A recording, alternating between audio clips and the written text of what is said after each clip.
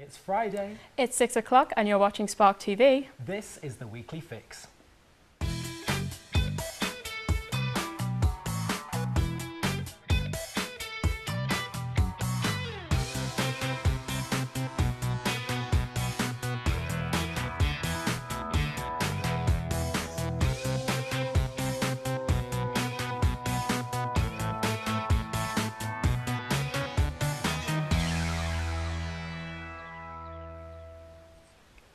You're watching the Weekly Fix with me, Jay Sykes. And me, Kate and Varley. This week we'll bring you the latest news and the happening stories from across the city.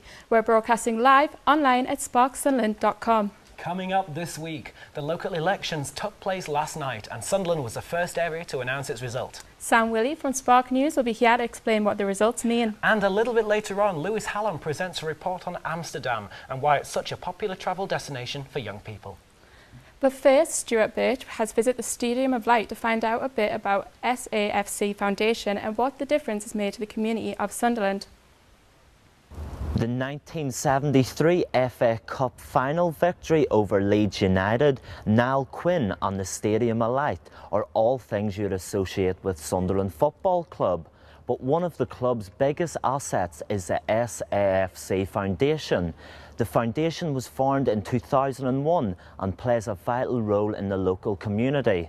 It offers schemes from little dribblers to family learning. The foundation, based at the Stadium of Light, is the largest football-related community charity in the UK and last year worked with over 40,000 young people. Aaron Archer, an education assistant, explains how football plays a part within the foundation. The foundation works with a wide range of young people throughout the community, helps them use the power of football to get them back into mainstream school and help them out.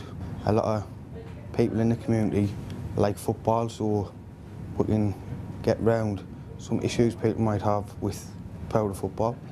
One of the charity's programmes is Pit Stop, which works with youngsters who get excluded from school or on the verge of. The scheme has been a massive success and has even won a national award. We have a primary unit deals with 7 to 11 and we have these two classrooms deal with years 7 to 11 in school, 11 to 16-year-olds. We've been going for 7 years. We've had a lot of young people who've come through our schemes have gone on to work for us. We've had 7 young people who have gone on to get jobs within the foundation as either full-time or trainees. And we've had, I think it's something like a 97% complete rate of young people who've completed the whole scheme and went back to school. Participant Kaelan, 14, explains how the Pit Stop programme has benefited him.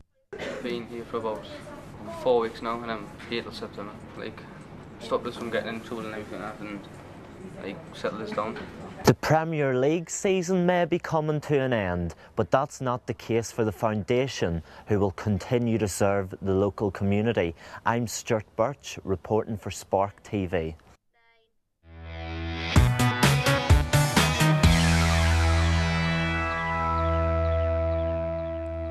Thanks for that, Stuart. But don't forget, if there's anything that you think that we should have a look at, get in touch. Now, the results are in after last night's local elections. Voters across the UK took to the polls to support their local candidates. So it's over to Sam Willey for more on the progress of the voting process. The polls closed at 10 p.m. last night. Sunderland City Council was first up out of the entire country to announce the result. It was a bad night for the Conservatives. They lost 4 of their wards in Sunderland, only managing to maintain control of St Michael's and Barnes. The Liberal Democrats also did badly, with a reported 13% swing from Lib Dem to Labour. The amount of votes for Labour has also increased by 15% since last year's elections.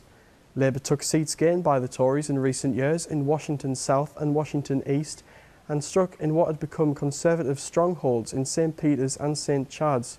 Council leader Paul Watson, who held on to his Pallion seat, said the success of Labour had been down to issues in government, including cuts to the public sector. Turnout for the election could have been better, with as low as 29.9% of the electorate voting in some areas. The highest turnout was in Fulwell, with 46% of the electorate turning out to vote.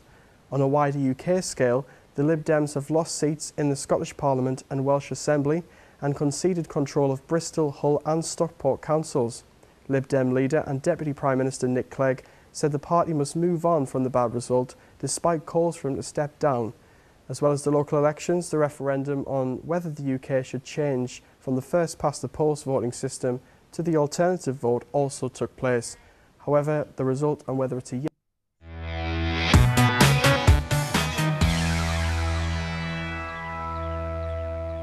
Thanks, Sam. For more from the Spark News team, you can visit sparksunderland.com/news. And don't forget to follow our news on Twitter. That's @SparkNews. And finally, Lewis Hallam has put together a rough guide to Amsterdam.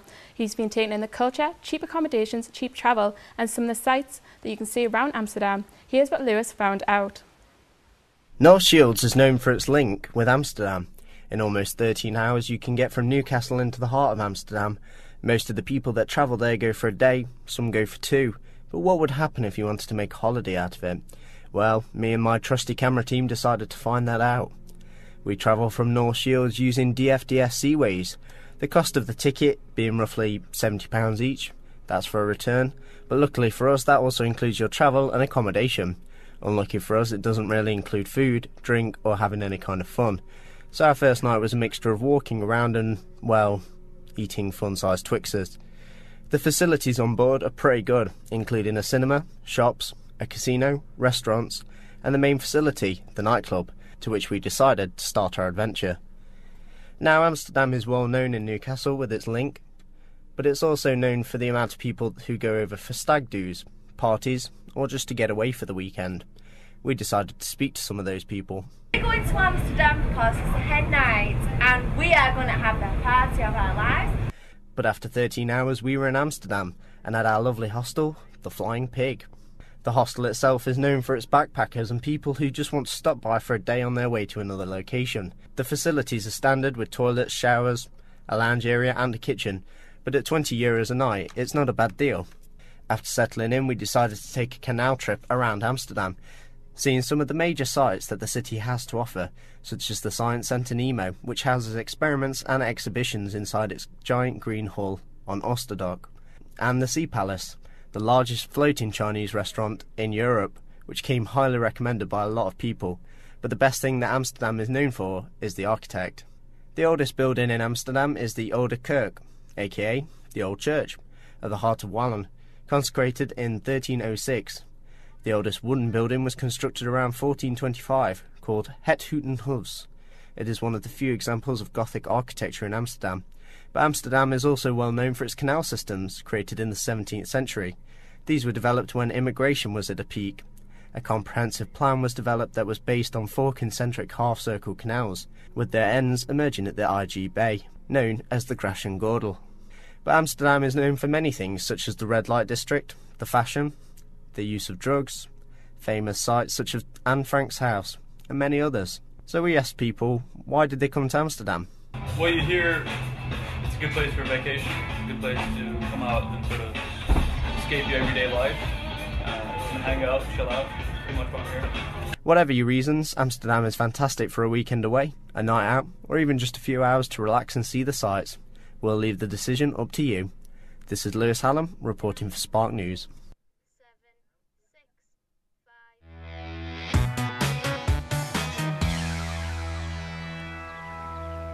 Lewis Hallam reporting there. Thanks to him for that guide to the Amsterdam culture. Remember, you can catch up with Spark Sunderland throughout the week. The details on how to do so can be seen on screen. Well, that's all from the Weekly Fix. Don't forget, we'll be back at the same time next Friday. I'm Jay Sykes. And I'm Caitlin Varley. See you next time. Bye.